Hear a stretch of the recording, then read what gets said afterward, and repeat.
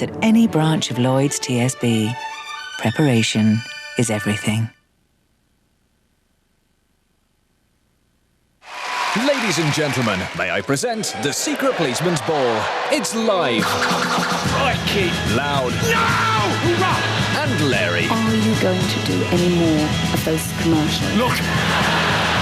Prepare yourselves for the Secret Policeman's Ball, Tuesday at 10 on 4.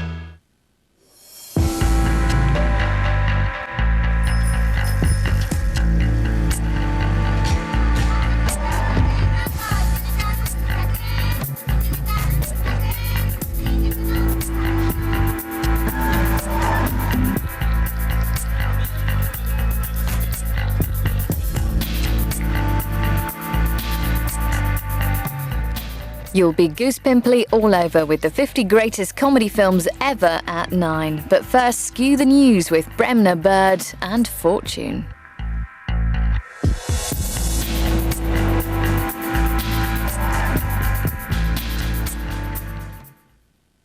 It's the big autumn sale at World of Labour.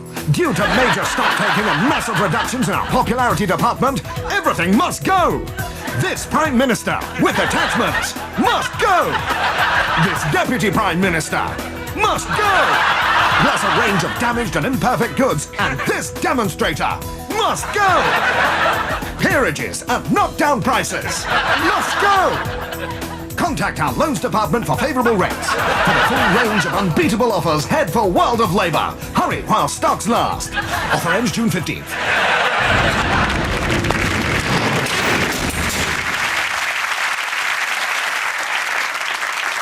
Thank you. This week, while attention focused again on problems in the Middle East, the Far East faced a far greater threat.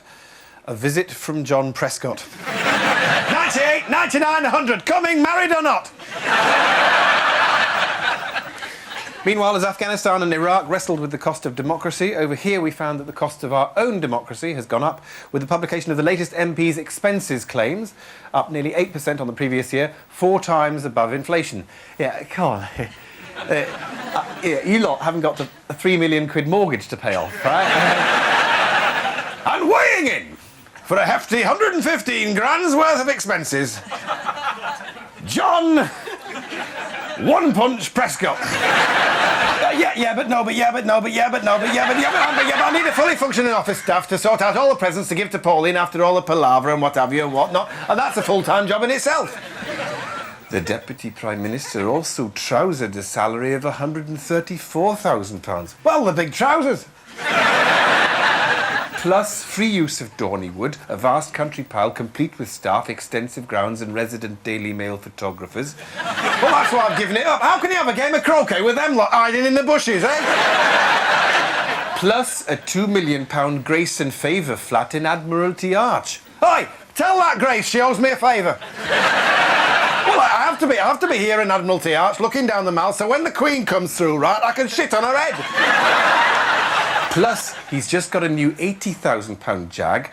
Then there's the free holiday in America paid for by the man about to buy the Dome. Well, I mean, if he's prepared to find a use for something that's big, costs a fortune to run, serves no useful purpose, I'm prepared to do it.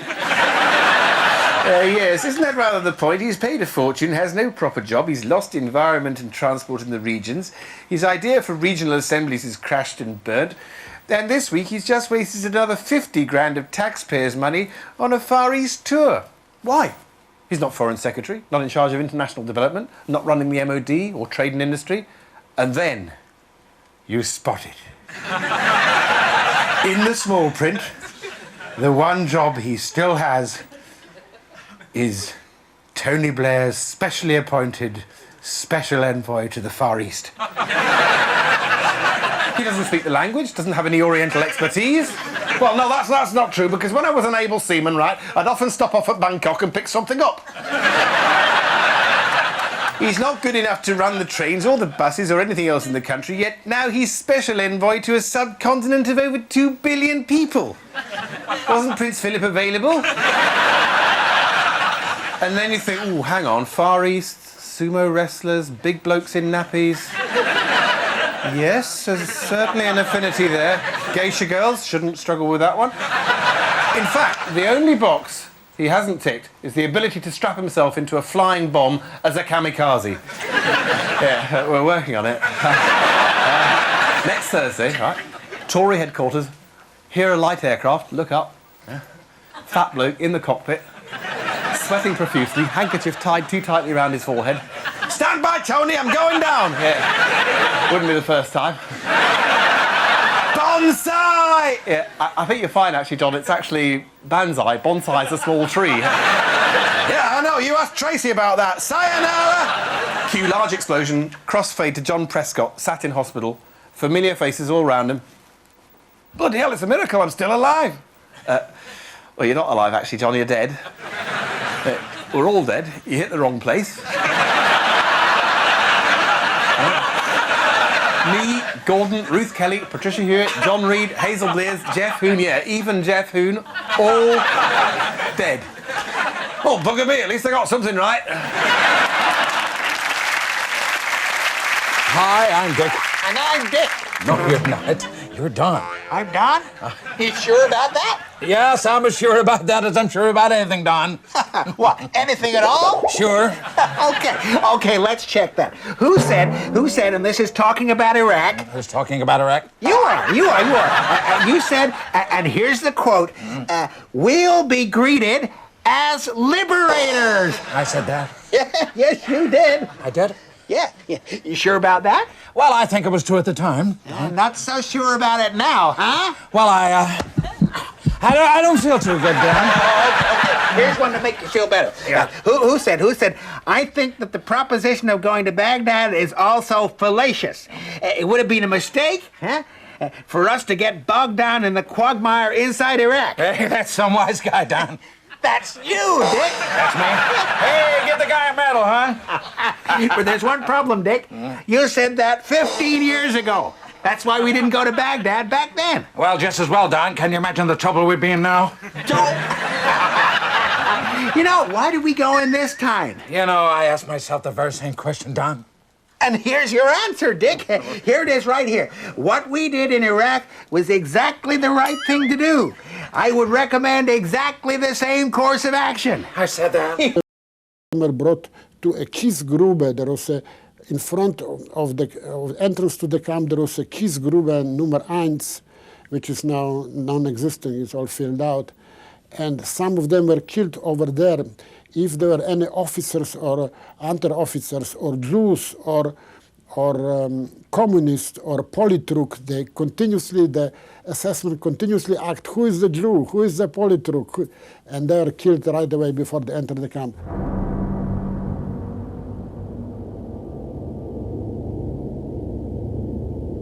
This was Block 11, the death block. Here, Auschwitz guards carried out an experiment. What I noticed when I was cleaning, especially on the outside of the block, that all these openings to the basement were covered up with dirt, with soil. And I was wondering why they covered it all up. It was all covered up. So they made it like airtight, the whole building.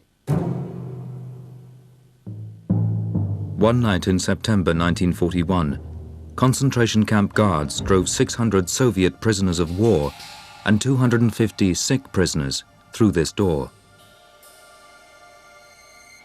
What later I found out from this Leichenträger, those were the people who were removing the bodies, they told me that many of those bodies had like a bluish foam on their mouths. Some of them had a bluish stuff coming from the noses and from ears. And they say that they were gassing there because the first Leichenträger who went to the basement, they gave them gas masks as well, the prisoners who were dragging the bodies out. The experiment was deemed to be successful. These were the first murders using Zyklon B. It was the first time in human history when the killing of people was reduced to an industrial process, and it was something that removed the humanity from us all.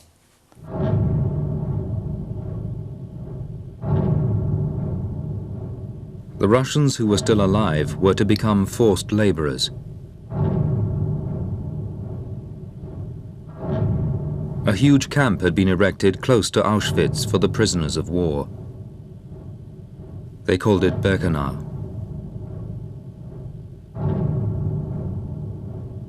There wasn't a single blade of grass there. There was only hard clay soil. There wasn't a single tree, let alone any flowers. There were no birds flying over Birkenau. While the first barracks were built in Birkenau, methods of killing by gas at Auschwitz were improved. The first gas chamber was built in the mortuary of the crematorium. It was a kind of a perverse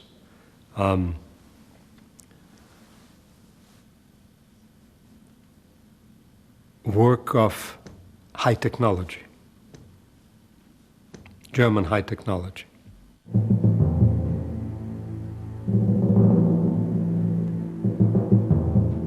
Hitler's campaign on the Eastern Front was not going well, so there were fewer prisoners of war available to work.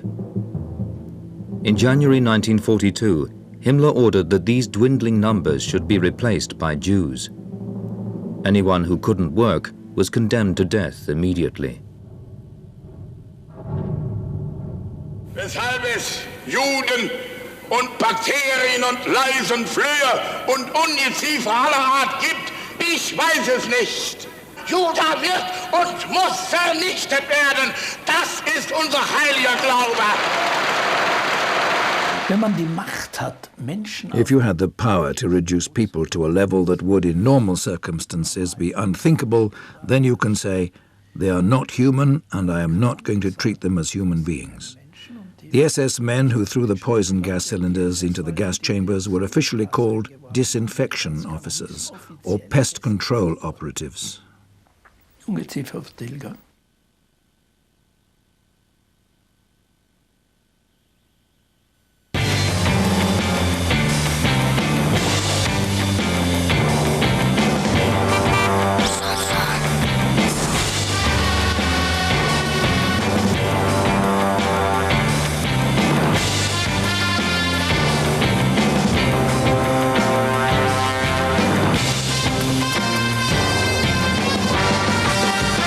The multi-award-winning Mazda 6. Now that's Zoom Zoom.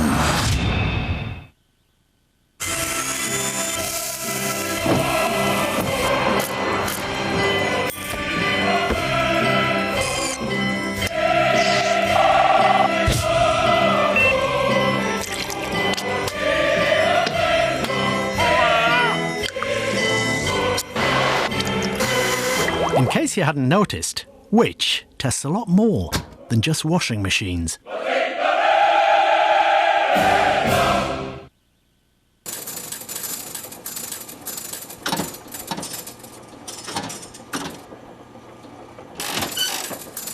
Discover what your family tree reveals about you. This Sunday, get a free CD-ROM to help you trace your own family tree. Free inside the Sunday Times. On holidays to Cuba, First Choice give you more legroom in economy than any other UK airline. That's why we're First Choice. Jeff, I've got it. We'll beat your insurance deal. I'll give you £50. If it's cheaper, we'll drop our price and give you £50. Kiss. No kiss. We're so confident we'll beat your home insurance renewal that if it's cheaper, we'll drop our price by up to £100. Hello? And give you £50 when you switch. Insurance from Barclays. Now there's a thought. 3, 2, 1, Gone through the valley of the shadow of death and I've come out the other end.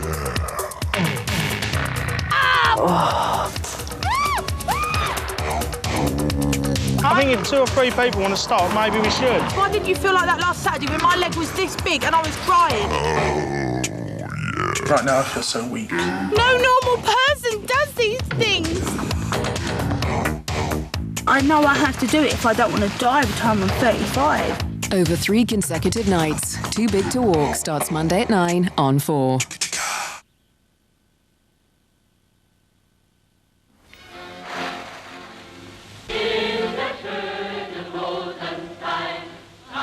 April 1942, Hitler's birthday. Soon afterwards, Auschwitz was to become a death factory for Jews from all over Europe. This is the end of the railway line at Auschwitz-Birkenau. From June 1942 onwards, hundreds of thousands of people were sent to their death from here.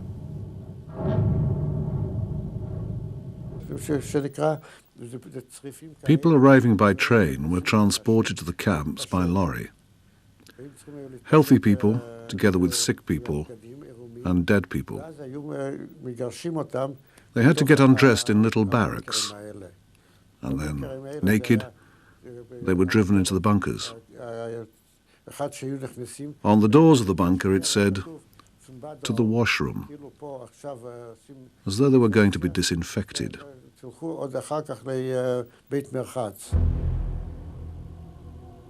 These are the ruins of a farmhouse in Birkenau.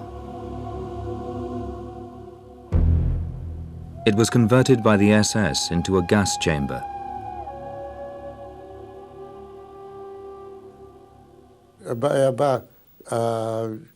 Then a car drove up that had a red cross on it, and it brought the gas, Zyklon B. The SS man filled the room with gas through a little window, and people suffocated as a result of the gas. SS Chief Himmler visited Auschwitz in July 1942. During the visit, he was taken to inspect the gas chamber. Himmler always used the same phrases when praising those involved. Von euch werden die meisten wissen, was es heißt, wenn 100 Leichen beisammen liegen. Wenn 500 da liegen oder wenn 1000 da liegen. Dies durchgehalten zu haben. Und dabei, abgesehen von menschlichen Ausnahmeschwächen, anständig geblieben zu sein, ist ein niemals genanntes und niemals zu nennendes Ruhmesblatt. The men who worked there comforted themselves with the idea that they were put in this terrible situation and had to do their duty for the people, the fatherland, and National Socialism. These were ordinary men with power over life and death.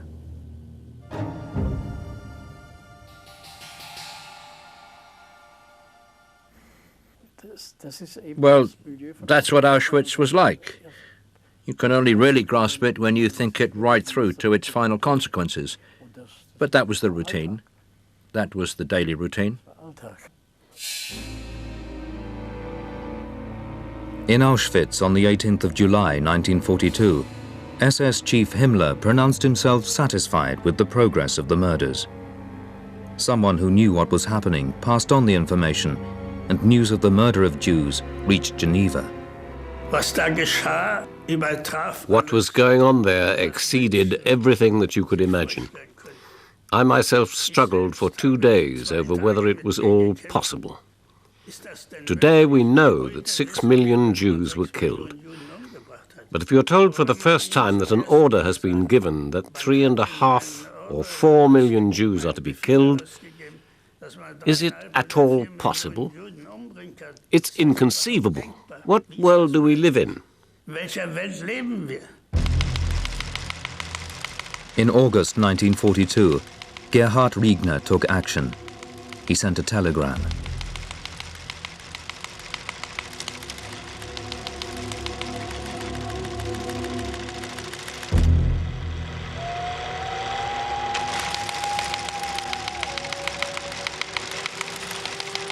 At this point, Hitler seemed invincible. Remember, at the high point of the crimes, Hitler controlled continental Europe. His armies reached from the Atlantic to Moscow. At this time, Hitler was at his headquarters in the Ukraine, directing the last big offensive against Stalingrad. In Berlin, Eichmann was organizing the deportation of the Jews. 2 weeks before we got the news of the final solution, the whole of Western Europe had started a massive persecution of Jews in all the big cities. In Amsterdam, in Antwerp, in Brussels, in Paris, in Marseille, in Lyon, tens of thousands of Jews were arrested on the same day, the 14th to the 15th of July, 1942. Some of them had already been sent on to the east, and nobody knew why it was happening. What had suddenly happened? Why were these mass arrests taking place? In the summer of 1942, 80,000 Jews were living in Amsterdam. Now they were all condemned to death.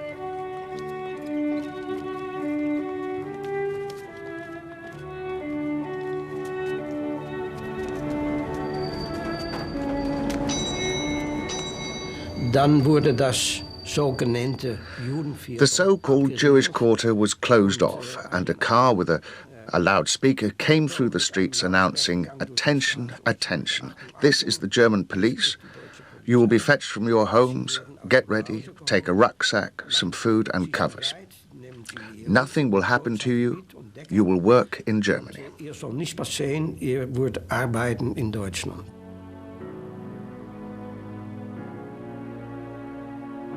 Holland, 1942. This film was made secretly.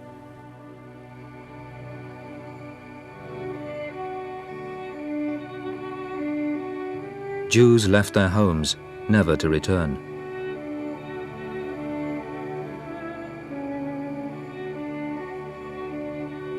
On the same day, their furniture was confiscated.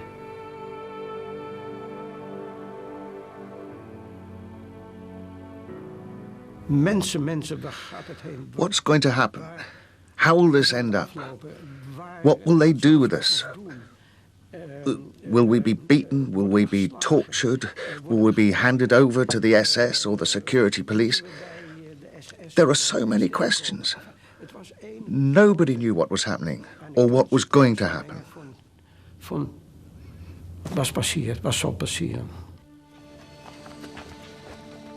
This was Westerbork camp in Holland. Towards the end of the war, Jews from Holland were taken on trains to Auschwitz. It was a journey to death.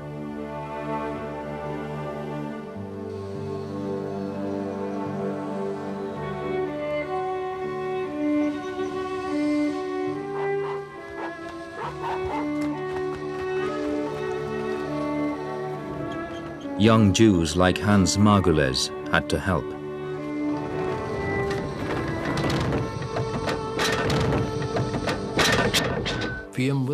We had to close the doors. They didn't touch anything. The camp commandant was with his SS people and the police who accompanied the train. He just walked up and down with an Alsatian dog. They didn't want to get their hands dirty.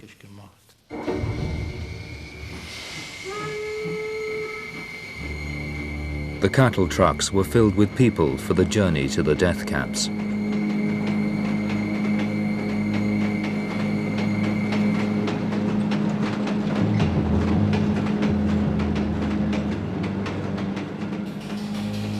Normally would transport cows like that, I suppose, and sheep. And in this case, they put human beings in. So you were standing up most of the time, and there were no sanitation, not meaningful sanitation, perhaps a bucket in a corner or something like that. That was the time when really the whole weight of all the facts came tumbling down. You were no longer considered a human being.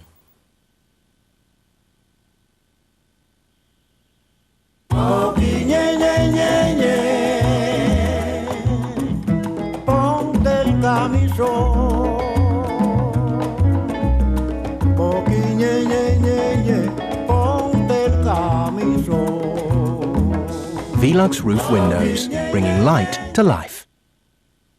This is the story of the boy who had a Christmas wish. His dad wanted him to be the happiest boy at Christmas time. And to make him the happiest boy, he knew exactly what to do.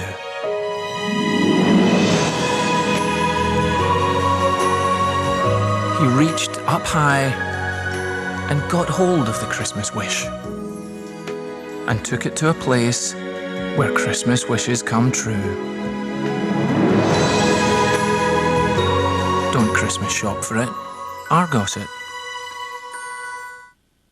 Which X Factor star has confessed to sex and drug binges that will shock fans? We reveal all in an exclusive interview, only in this Sunday's News of the World. My shop. Extended hours. My bank. Try later. Early doors. My cappuccino. Thrown in. My branch number. Thrown out. My favourite shop. New store. My bank.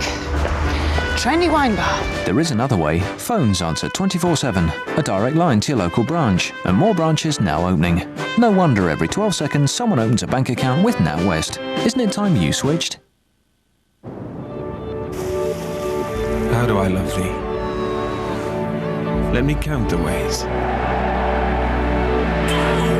I love thee with the breath, smiles, tears of all my life.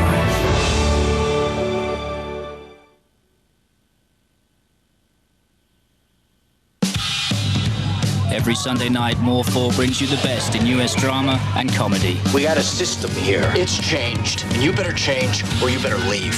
We can save this country. We can save it from her. I didn't ask you out. You asked me out about 49 times, and I'm saying yes to one of them. The President of the United States. I didn't deliberately set out to look at the size, but I had the bra in my hand. And it's kind of like, you know, if you have a driver's license, you check out the date of birth. NYPD Blue, Commander-in-Chief, The West Wing, and Curb Your Enthusiasm. The best of the US, Sundays from 7 on More 4.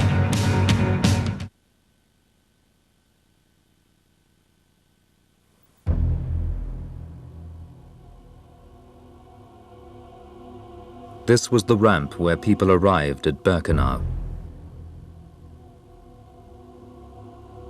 Whoever survived the selection was to be worked to death in the camp.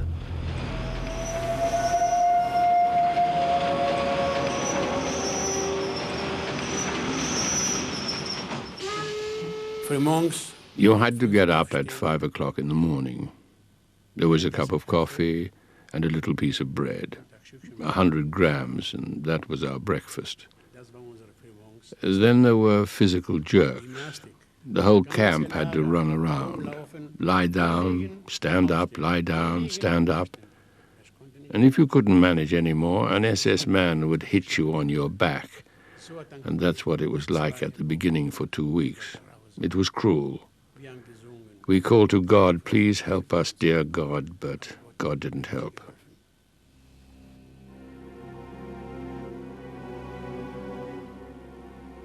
The most important thing at Auschwitz was bread, having a little bit to eat, and shoes. And they were stolen every night.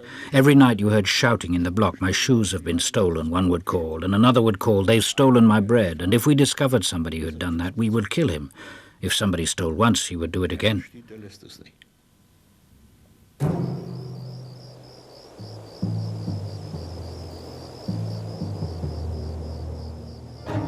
Victim was set against victim. That was all part of the strategy. One day a man clambered onto my mattress from behind, and I knew exactly what he wanted.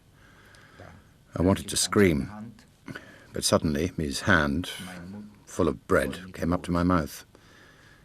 And I ate the bread because I was hungry. And then he did what he wanted to.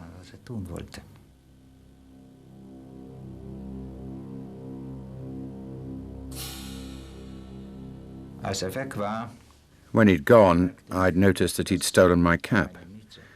At this time in Auschwitz, and in the other camps at Auschwitz, a prisoner at morning roll call without a cap was a dead prisoner. I'm sure this man didn't want there to be any witnesses for what he'd done. He knew that I would be shot at morning roll call. But I wanted to survive, so I pinched a cap from another prisoner. I'd never seen him before. I didn't know what his name was, whether he was young, whether he was old, whether he was a Jew, a Pole, a Frenchman, a German, or a Spaniard. I have no idea. The next morning, this prisoner was shot. I survived.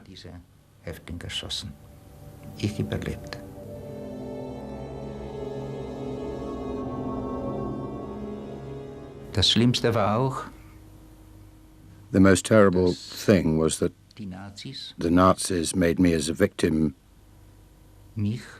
do things which, as a normal human being, I would never have done. Als normaler Mensch nie im Leben getan hat.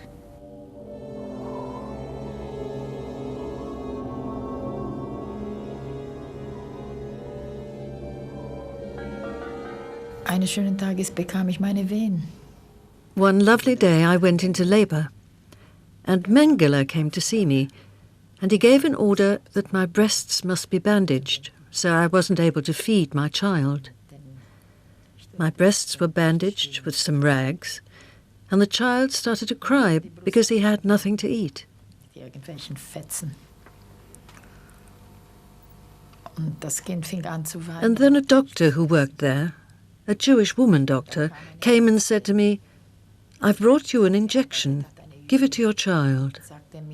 Ich habe dir eine Spritze gebracht, gib das deinem Kind. And I asked her, "What sort of injection is it?" And she said, "It's just morphine." Morphium. I thought I couldn't hear properly. I said to her, "Do you want me to kill my own child?" Und sie redete. But she talked and talked and talked until I just had no resistance left. I killed my own child. November 1942. In a beer hall in Munich, Hitler made a speech. Sie werden sich nur erinnern an die Reichstagssitzung, in der ich erklärte, wenn das Judentum sich etwa einbildet, einen internationalen Weltkrieg zur Ausrottung der europäischen Rassen herbeiführen zu können, dann wird das Ergebnis nicht die Ausrottung der europäischen Rassen, sondern die Ausrottung des Judentums in Europa sein.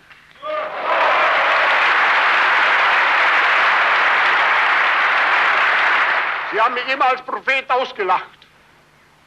Von denen, die damals lachten, lachen heute unzählige nicht mehr. Die jetzt noch lachen, werden in einiger Zeit vielleicht auch nicht mehr lachen.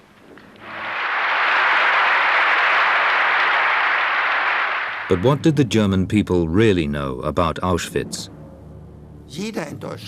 Everyone in Germany knew that there were concentration camps and that people were taken there without any proper trials. This breach of legality should have been reason enough to cause outrage. But nobody in Germany knew what was actually going on in the concentration camps, because even those who were released were not allowed to talk about it. So in their own interest, they did not talk about it, because otherwise they would have been arrested again immediately.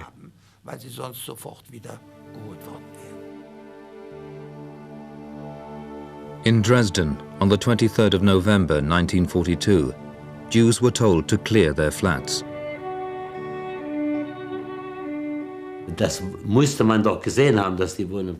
People must have seen that the flats were suddenly empty. It can't have remained a secret. That people did nothing about it, that's another matter. We don't want to discuss that. But I cannot imagine that people didn't see what was going on. Later, many of the Jews from Dresden would be deported to Auschwitz.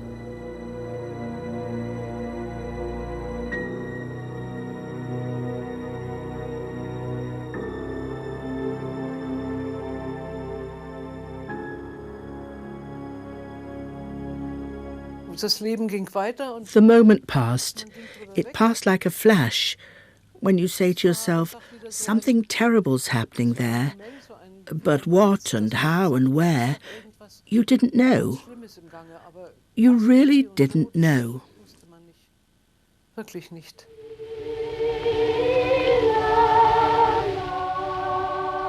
By Christmas 1942, 5 months had passed since Gerhard Riegner sent his telegram to the Allies.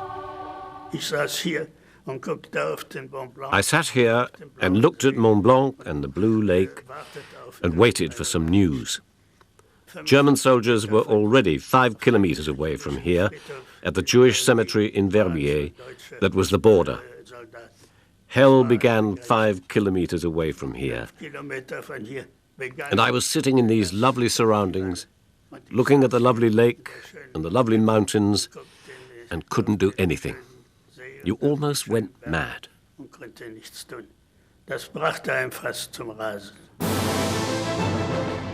On December the 17th, 1942, the Allies signed a declaration condemning the Nazis. When it was read out in the House of Commons, MPs stood for several minutes of silence.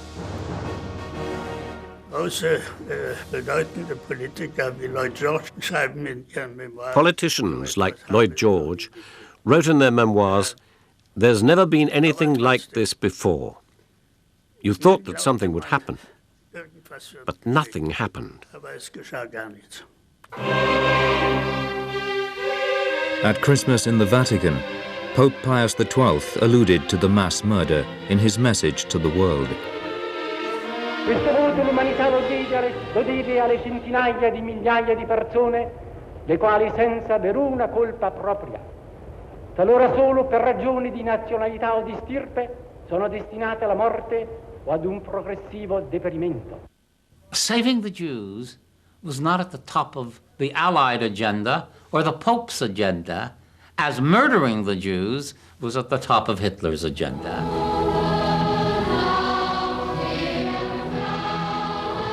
In the mountains, Hitler celebrated Christmas with his henchmen's children. The radio was playing a Christmas concert for his soldiers. Achtung, ich rufe noch einmal Stalingrad. Hier ist Stalingrad. Hier ist die Front an der Wolga.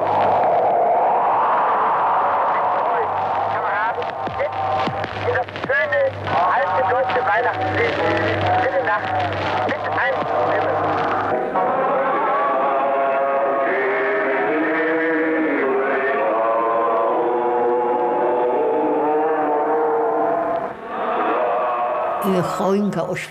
The Christmas tree in Auschwitz was lit and the guards sang Silent Night. The next day, an SS man went through the men's camp. He'd wanted to go home for Christmas, but hadn't been given any holiday, and so he took it out on the Jews. He shouted, "Happy Christmas," and shot one after the other.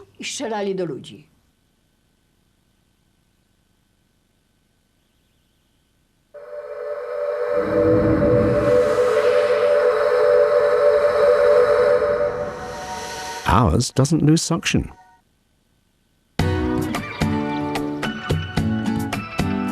Good oral health is part of your overall health. Philips Sonicare. Sonicare helps to improve your oral health. Its patented sonic technology creates dynamic cleaning action, getting deep between the teeth and along the gum line for a healthier mouth. Simplicity is brushing your teeth and helping to take care of your body at the same time. Philips Sonicare. Ask your dental professional about good oral hygiene. Which X Factor star has confessed to sex and drug binges that will shock fans? We reveal all in an exclusive interview, only in this Sunday's News of the World. Imagine where your conversations could take you this Christmas. Space travel's in my blood. There ain't nothing I can do about it. Long journeys wear me out. I know I can't live without it. Oh no, I think I'm on another world with you. With you. I think I'm on another planet with you. With Vodafone Family, you can make unlimited calls between 4 people. Make the most of now. Introducing eco-friendly car insurance that doesn't cost you extra. Eco-insurance from Cooperative Insurance is the UK's first policy to neutralise 20% of your car's CO2 emissions at no extra cost to you by donating to projects that help combat climate change. So it's not just good for you, it's better for the environment too. Eco-insurance from Cooperative Insurance. Call 0800 0158 000 for a quote today.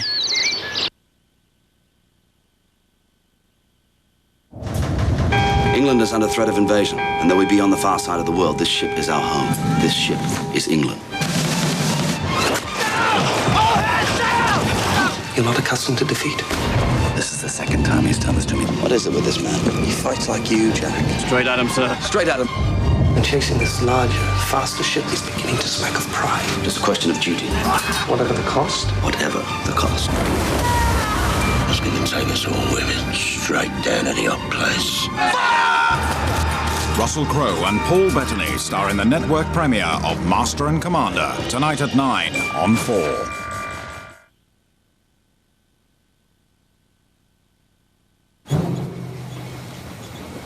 On the 9th of January 1943 in East Prussia, Marshal Antonescu, the Romanian leader, paid a state visit to Hitler's headquarters.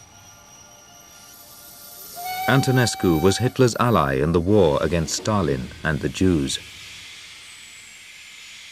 Hitler did not openly discuss the mass murder that was taking place. What I'm going to say now, many may not believe. Although I was in the thick of things, I didn't hear anything about Auschwitz until after the war.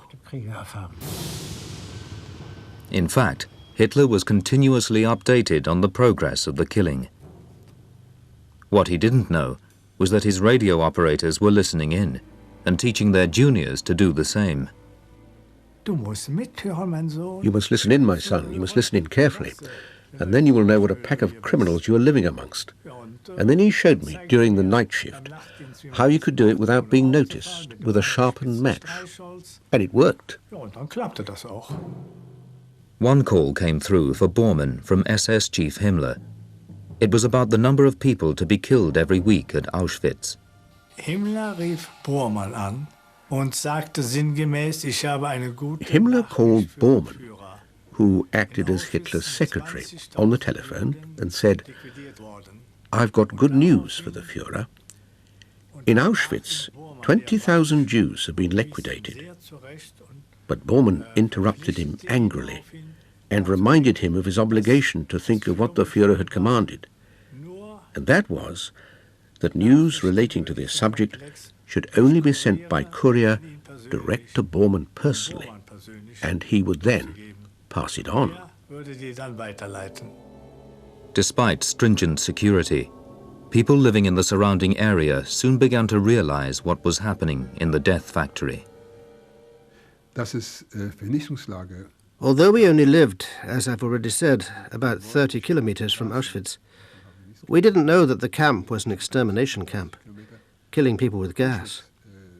But at the end of 1942, the first news started to filter through.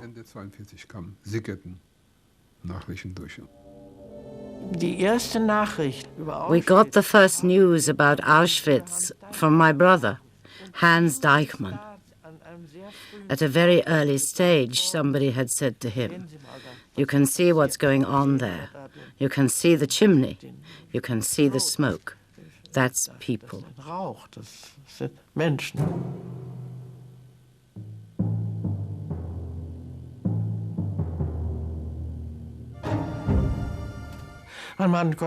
You could hardly live if you knew everything. You couldn't sleep if you'd thought about such things. I said to myself, I mustn't think about it, otherwise I just won't be able to carry on, so I won't think about it. I put my head in the sand. Elsewhere in Germany, people for the most part got on with their lives. After the defeat at Stalingrad, Germans were preoccupied with their own survival.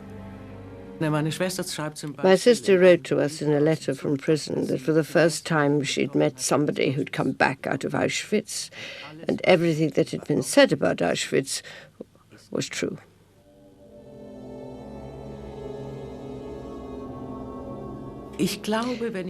I think if I look back, that young as I was, I'd prepared myself for the idea that that was the way it was going to end. In Auschwitz-Birkenau, the insignificant building at the end of the ramp was hardly noticed. In fact, it was the first of 4 crematoria with gas chambers built for mass murder. He asked, "Is your mother with you?" I said, No, she's on the left." Instead of answering, he led me to the door, opened it, and there were flames reaching right up to the sky out of a chimney. And he said without any emotion, "That's where she went, up the chimney." I thought, now, why is he talking nonsense like that? I thought, poor chap, he's completely lost his marbles. Hat den Verstand schon verloren.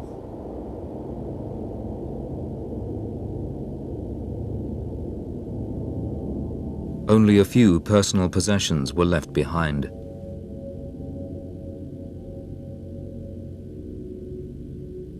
Suitcases from everywhere in Europe bore the names of those who had been killed, and of some who survived, like Zdenka Fantlova. Gas chambers didn't mean anything to me. What were gas chambers? What did they mean? You know, our mind isn't constructed in a way that would mean we could make sense of it. And how could people on the outside believe it, who weren't there when we were standing in front of the gas chamber and we didn't believe it?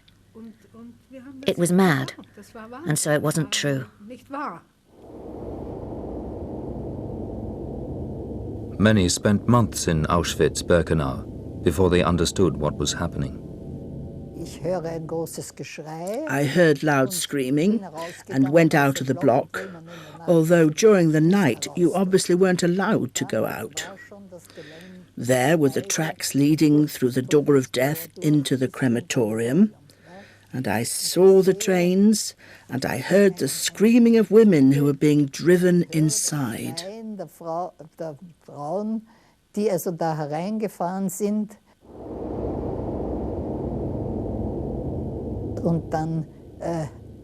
And then the flames came up out of the fireplace, and for the first time it was quite clear to me that they weren't sick people, they weren't corpses who were being burnt, but they were living people who'd been brought in and were being killed and burnt. That was the first I knew of the mass deaths of people who weren't brought into the camp, but were simply taken direct from the train into the crematorium. In August 1943, it was the first time that it had really sunk into my consciousness.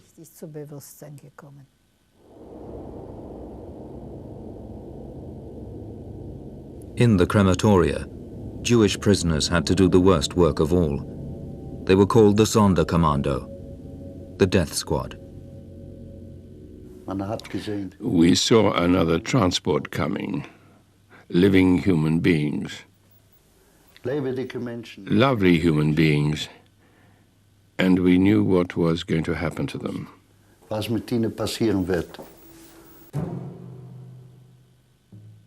The little wood in front of Crematorium 4 was the last stop before the gas chamber. These people were waiting for death.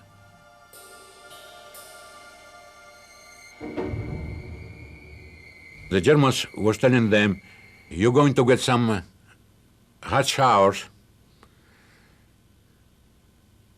make the shoes tied zusammen," I remember that, to tie the shoes together, so when they're coming out, they got to find the shoes together again for the people. So the people were not suspicious that they were going in the gas chamber.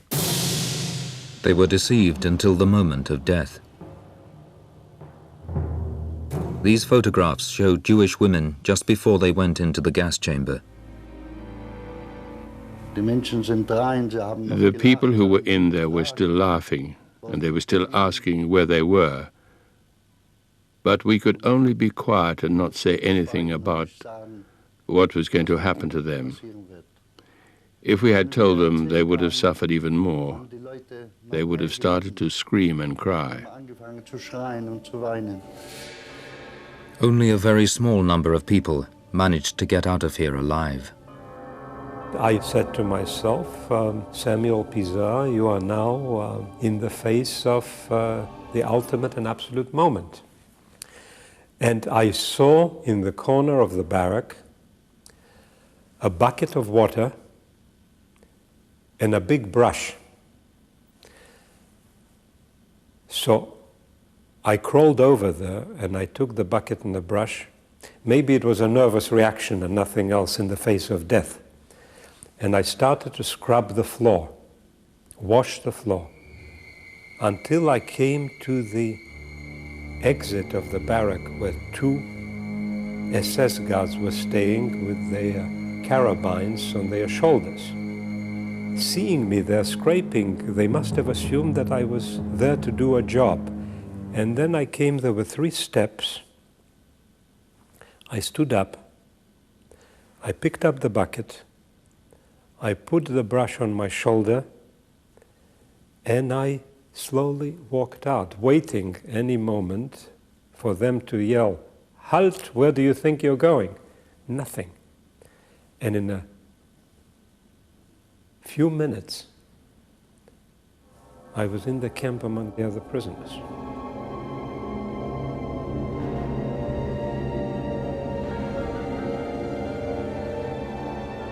These are the ruins of the gas chamber at Crematorium 2 in Auschwitz. They closed the door, and 3,000 people at a time. I was getting away from there. I couldn't stand the voices. They were calling in Hebrew, Shema Israel Adonai Eloheinu Adonai Echad.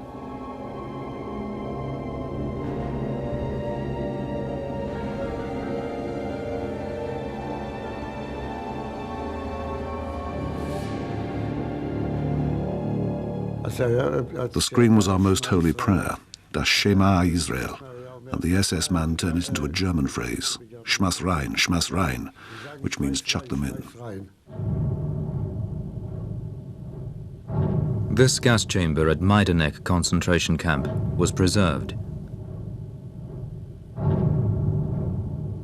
And 20 minutes later, or 30 minutes later, when they open up, what did I see?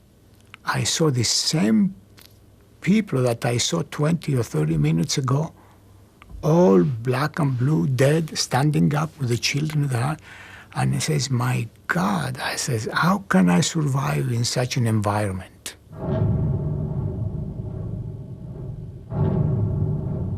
When the gas chambers were opened up, the people were standing up. They died standing up. They stood like that next to each other. Some had linked arms, and they died like that. Excrement and urine were everywhere. Anything that they had on them was on the floor, all in a muddle on the floor. It was a tragedy. była tragedia, no to się nie da opisać. These ovens were found in Buchenwald concentration camp. They are identical to the ones in Auschwitz. Po spalaniu już, rzekomo spalaniu. After the burning, we had to sieve out all the bits of bone that was still left over and make them smaller. There were 3 different sieves, large, small, and still smaller, and they were sieved and sieved until the ashes were as fine as dust. When there was enough dust, a truck came along and they were taken to the Vistula, to the river Vistula, and the dust was shaken into the river. Samochód i oni ten popiół wywozili do Wisły, tak. One survivor describes how he was shown the crematorium. Und siehst du an der Seite, sagt von die Wände sind alles Kratzen von die Nagel. And look at the site, he said. Look at the site.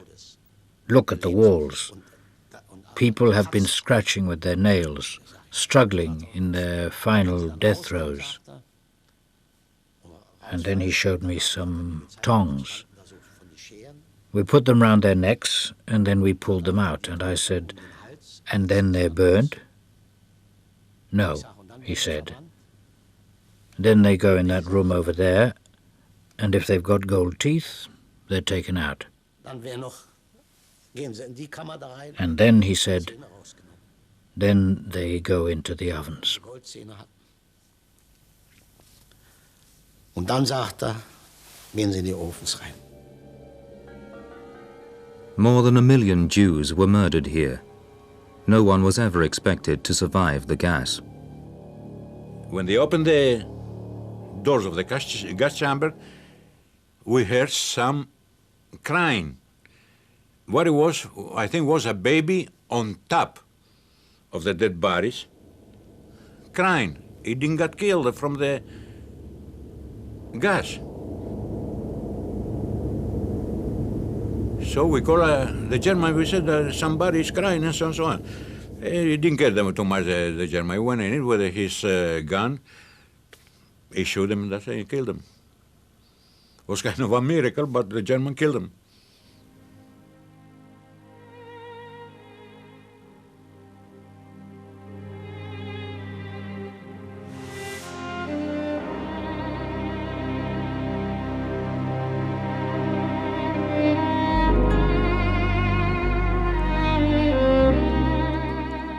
For more on the Holocaust that swept through Europe in the 20th century, go to channel4.com/Holocaust.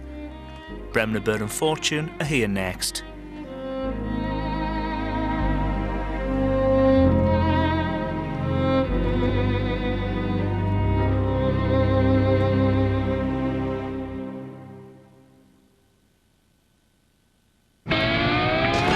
Your lucky day. Yeah! Yeah! I'm not going to tell the president what to do. What kind of music do you like? Classical. Are you telling them what to do, or should I tell them what to do? The best comedy, the best drama, and the best from the US. Next week on More 4. Tesco Mobile. Each of our tariffs has a flat rate, anytime, any UK network. So it costs the same to call him as it does to call her, which costs the same as calling any of these. You could even try your luck with any of them. Tesco Mobile. Every little helps. Which X Factor star has confessed to sex and drug binges that will shock fans? We reveal all in an exclusive interview, only in this Sunday's News of the World. Come on, in you go. So what kind of mileage do you do? Well, I only drive at weekends. That'll lower your insurance quote. Don't touch the boots, love.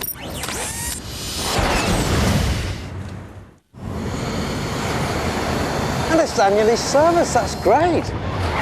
RAC Direct Insurance could give you a lower quote because we know more about driving. Click with an RAC motor quota for a tailor.